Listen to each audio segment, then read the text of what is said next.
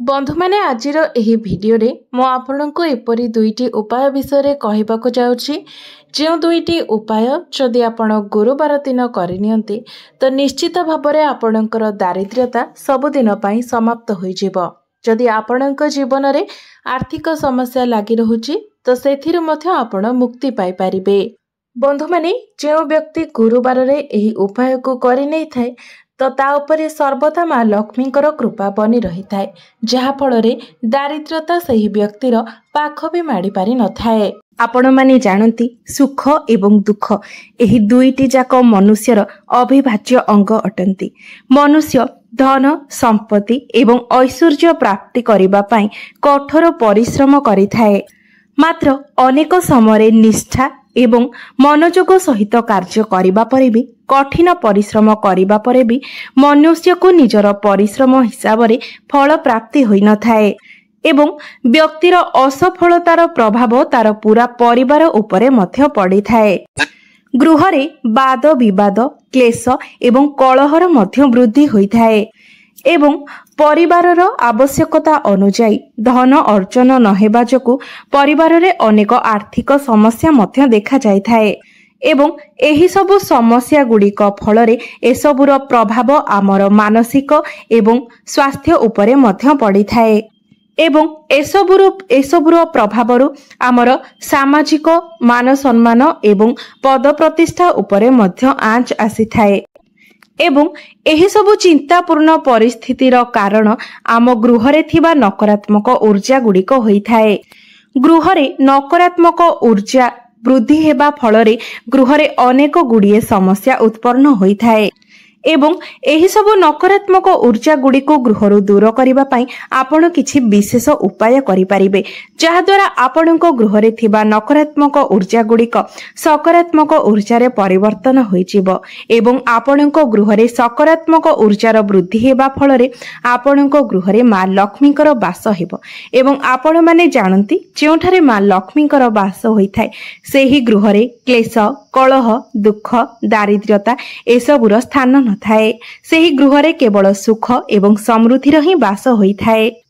बंधु माने बृहस्पति को प्रसन्न करिबा द्वारा आपण निज जीवन रे सुख एवं संपूर्णतार वृद्धि करि परिबे एवं आपणकर मान सम्मानर मध्य आपण वृद्धि करि परिबे।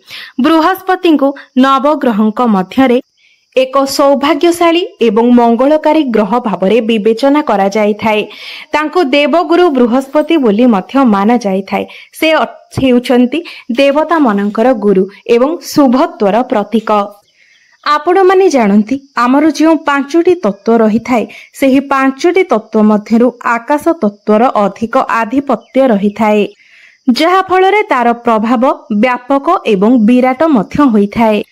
बृहस्पति देवंकर आराधना आपणको एही सबु समस्यार निश्चय समाधान कराई पारिबो।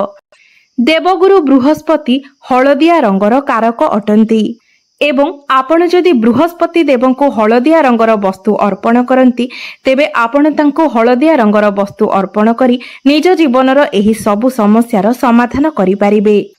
आमे घरे प्रतिदिन व्यवहार करुथिबा हलदीर ज्योतिष शास्त्र रे अनेक महत्व रहिछि। एही हलदीर प्रयोग अनेक पूजा पाठ रे मध्य करा जाय थाए एवं ज्योतिष शास्त्र रे हलदीर संबंध बृहस्पति देवंक सहित अछि बोली माना जाय थाए। तेबे गुरुवारटी को बृहस्पति देवंकर बार बोली माना जाय थाए। तेबे आपण जदि गुरुवार दिन हलदीर एही उपाय करिनियंती तेबे एहा द्वारा आपण निज जीवनरु अनेक गुड़िए समस्यार समाधान करि परिबे। तेबे आजिर एही भिडियो रे मु आपण मानकु हलदीर किछि एपरि उपाय विषय कहिबाकु जाउछि जे उपाय गुडी को पालन करी आपण निज कुंडली रे बृहस्पति को मजबूत करि परिबे। तेबे बंधु माने भिडियोटी रे आगो को बढ़िबा पूर्वरु भिडियोटी को लाइक करी चैनल टी को सब्सक्राइब करि दियंतु एवं कमेंट बॉक्स रे जय श्री लक्ष्मी नारायण निश्चय लिखिबे। बंधु माने एही गुरुवार दिनटी भगवान श्रीहरि विष्णु एवं मां लक्ष्मी को मध्य समर्पित अटे। भगवान श्री विष्णु एही सृष्टिर तारणहर्ता अटंती एवं भगवान विष्णुकर मध्य प्रिय रंग होइथाए हलदिया रंग एवं एही हलदीटी मध्य भगवान विष्णुकर अत्यंत प्रिय अटे। तेबे भगवान श्रीहरि विष्णु को प्रसन्न करिबा पई आपण गुरुवार दिन हलदिया रंगर वस्त्र परिधान करी भगवान श्रीहरि विष्णु को पूजा करिबा उचित। एवं भगवान श्रीहरि विष्णु को पूजा आपण हलदीर प्रयोग निश्चित भावरे करंतु। भगवान विष्णु को हलदीर तिलक लगांतु, हलदिया वस्त्र परिधान करांतु एवं तांको हलदिया पुष्प एवं हलदिया रंगर फल मध्य अर्पण करंतु। तेबे आपण माने गोटे विशेष कथार ध्यान रखिबे जे आपण केबे भी केवल भगवान विष्णु को एका पूजा करिबे नाही, भगवान श्रीहरि विष्णु को सहित मां लक्ष्मी को एका सहित पूजा करिबे। एवं आपण पूजा करिबा समय निजर बाहुरे किंबा निजर कंठरे हलदीर एक टीपा निश्चय लगांतु। एहा आपणको बृहस्पति देवंकर कृपा दृष्टि प्राप्त कराइबा पई मध्य सहाय्य करिथाए। आपण जदि प्रत्येक गुरुवार दिन स्नान करुथिबा जलरे 2 चुटकी हलदी मिसाई स्नान करंती तेबे आपणकर जदि विवाह जनित समस्या थाए ताहार समाधान होई जाई थाए। एही उपाय द्वारा आपणकर चाकरी एवं व्यापार रे मध्य उन्नति एवं वृद्धि होई थाए। तेबे स्नान परे आपण प्रत्येक दिन प्रथमे प्रभु सूर्य देवंकु जल अर्पण करंतु एवं सेही जलरे 2 चुटकी हलदी मिसाई जल अर्पण करिबा द्वारा आपणको कुंडली रे बृहस्पति ग्रह मध्य मजबूत होइथांती एवं आपणकर जीवन मध्य सुखमय होइथाए। बंधु माने आपण माने जानती जे गुरुवार दिन घरे पोछा लगाइबा अनुचित अटे, मात्र गुरुवार दिन आपण घरे झाड़ू करि सारिबा परे पानी रे किछि हलदी मिसाई जदि घर सारा छिंचंती तेबे एही उपाय द्वारा आपणकर गृह शुद्ध एवं पवित्र होइथाए। आपण प्रत्येक दिन प्रभु लक्ष्मी नारायणकर पूजा करि सारिबा परे हलदी एवं चंदनर टीका निज मथारे एवं कंठरे लगांतु। एपरि करिबा द्वारा आपणको प्रत्येक कार्य सफलता प्राप्त होइथाए। धन प्राप्ति पई आपण प्रत्येक गुरुवार दिन प्रभु श्रीहरि विष्णुकर पूजा करिबा समय निज हातरे हलदी एवं अक्षत रखी विष्णु सहस्र नामर पाठ करंतु एवं जेतेबेले आपण विष्णु सहस्र नामर पाठ करूछंती सेतेबेले ईश्वरंक प्रति निजको संपूर्ण रूप से समर्पण करंतु एवं ईश्वरंक प्रति मनरे 100% विश्वास एवं श्रद्धा रखी एपरी उपाय करिबा द्वारा आपणकर आर्थिक समस्या आर्थिक संकट निश्चय भावरे दूर होई जाई थाए। आपणको धन प्राप्ति होई थाए एवं आपणकर दारिद्र्यता मध्य सब दिन पई दूरेई जाई थाए। जदि आपणको गृहरे कोनोसी वास्तु दोष रही थाए तेबे प्रत्येक गुरुवार दिन आपणको गृहर प्रत्येक कोणरे किछि किछि हलदी छिंची दियंतु। एपरि करिबा द्वारा आपणको गृहरे थिबा वास्तु दोष गुड़िक दूर होई जाई थाए। एहा व्यतीत आपण माने प्रत्येक गुरुवार दिन हलदी एवं चाउल रे अल्प किछि पानी मिसाई ताको गोलाई दियंतु। तापरे आपण निजर मुख्य द्वार रे बाहर पटु सेही हलदी एवं चाउलर मिश्रण रे एक स्वस्तिक बनांतु। ज्योतिष शास्त्र रे एही मांगलिक चिन्ह को प्रतिष्ठा मान सम्मान संपन्नता एवं प्रगतिर प्रतीक माना जाई थाए। एहा आपणको गृह को आसुथिबा समस्त नकारात्मक शक्ति गुडी को निज भीतर को शोषी नहीं थाए एवं आपणको गृह मध्य को एहाको प्रवेश करिबा को देई न थाए। स्वस्तिकर प्रयोग द्वारा आपण धन वृद्धि गृह शांति वास्तु दोष निवारण एवं चिंतारू मध्य मुक्ति मिली थाए। बंधु माने अनेक व्यक्तिक जीवन रे विवाह संबंधित अनेक समस्या आसी थाए। बेले बेले किछि छोट किंबा बड़ कारण जोगु आपणक जीवन रे विवाह को नहीं अनेक समस्या आसी थाए। विवाह रे अनेक विलंब होई थाए। एपरी परिस्थिति रे जदि आपण तुलसी पत्र रे हलदी लगाई भगवान विष्णुकर चरण रे अर्पण करंती एवं निजर विवाह संबंधित समस्या विषय जणांती तेबे आपणकर सबु समस्या खूब शीघ्र दूर होई जाई थाए एवं आपणकर विवाह जोग मध्य खोली जाई थाए। तेबे आपण जेउ तुलसी पत्र एवं हलदी को भगवानकर चरण रे अर्पण करिथिबे तापर दिन सेही तुलसी पत्र को नै आपण कोनोसी फूल गछ मूल रे माटी रे पोती दियंतु। तेबे बंधु माने आपण निज कुंडली रे गुरु ग्रह को मजबूत करिबा पई एवं भगवान विष्णु एवं मां लक्ष्मीकर कृपा प्राप्ति करिबा पई गुरुवार दिन किछि कार्यरु निवृत्त रहिबा उचित। आपण जदि गुरुवार दिन एही कार्य गुडी को करंती तेबे आपणकु से भगवान विष्णु एवं माँ लक्ष्मींकर कोप दृष्टिर शिकार हेबाको पड़िथाय। एहा सहित आपणको कुंडली रे गुरु ग्रह मध्य दुर्बल होइथांती। तेणु भूलले भी आपण गुरुवार दिन एही कार्य गुड़िक न करिबा उचित। तेबे बंधु माने प्रथम कथा हेउछि आपण गुरुवार दिन सर्वदा सात्विक भोजन सेवन करंतु। गुरुवार दिन माछ मांस किंबा मद्यपान ठारू दूरे रुहंतु।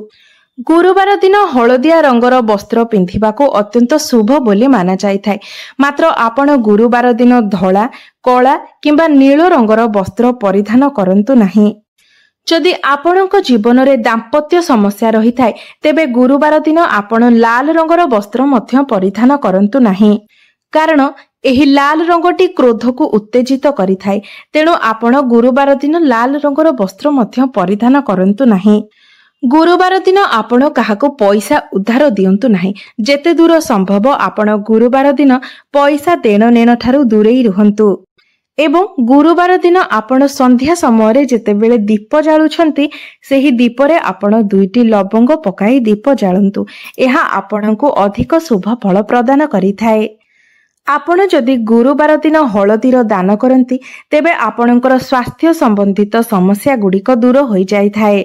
बंधु माने जदि आपणको समस्तंग ठारू धोखा मिलुछि आपणको आपणकर चतुर्दिगरे केवल समस्या ही देखा जाउछि एवं जीवनटा जेमिति समस्याग्रस्त भली मने हेउछि तेबे एपरी परिस्थिति रे आपण प्रत्येक गुरुवार दिन श्रीहरि विष्णु को हलदीर तिलक लगांतु एवं ऐं क्लीं बृहस्पतये नमः एही मंत्र को कम से कम 108 थर जप करंतु।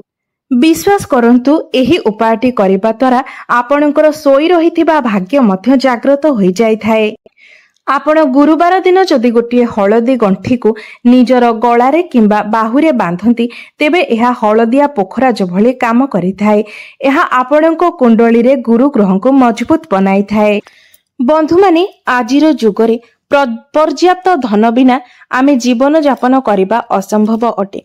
तेबे आमे अनेक परिस्थिति रे अनेक परिश्रम करिबा सत्वे मध्य आमको पर्याप्त धनर प्राप्ति होई न थाए।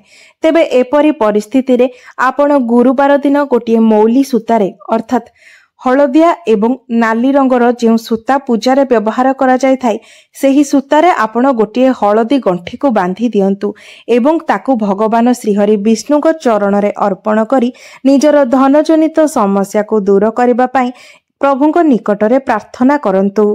तापरे आपण सही सूता एवं हलदी गंठी को निजर कार्य क्षेत्र रे किंबा निज घरे धन रखुथिबा स्थान रे रखि दियंतु। एपरि करिबा द्वारा मध्य आपणकर आर्थिक समस्या दूर होई जाय थाए।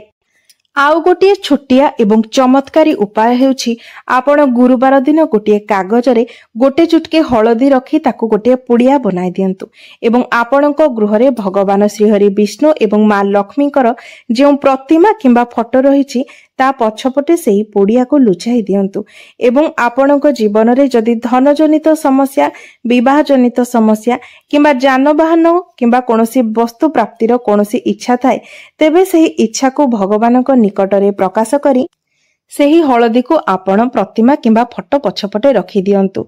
एपरि करिबा द्वारा आपणकर इच्छा अल्प दिन मध्यरे पूर्ण होइथाए एवं जेतेबेले आपणकर मनस्कामना पूर्ण हेबो तापरे आपण एही हलदी को नै निजर तुलसी गछ मूलरे माटी रे पोती दियंतु।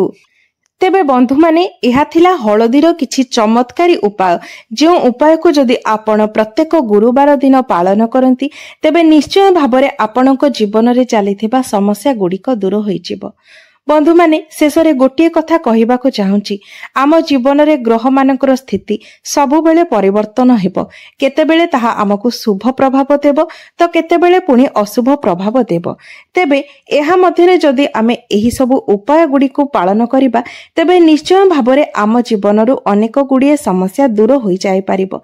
तेबे समस्त उपाय गुडीक आम मनरे संपूर्ण भक्ति एवं विश्वास रखी करिबा द्वारा ही ताहा फलदायी होइथाय। तेबे बंधु माने मोर एही भिडियोटी जदि आपण मानकु भलो लागि थाए तेबे भिडियोटी को लाइक करी चैनल टी को सब्सक्राइब करि देबे एवं कमेंट बॉक्स रे जय श्री लक्ष्मी नारायण निश्चय लिखिबे।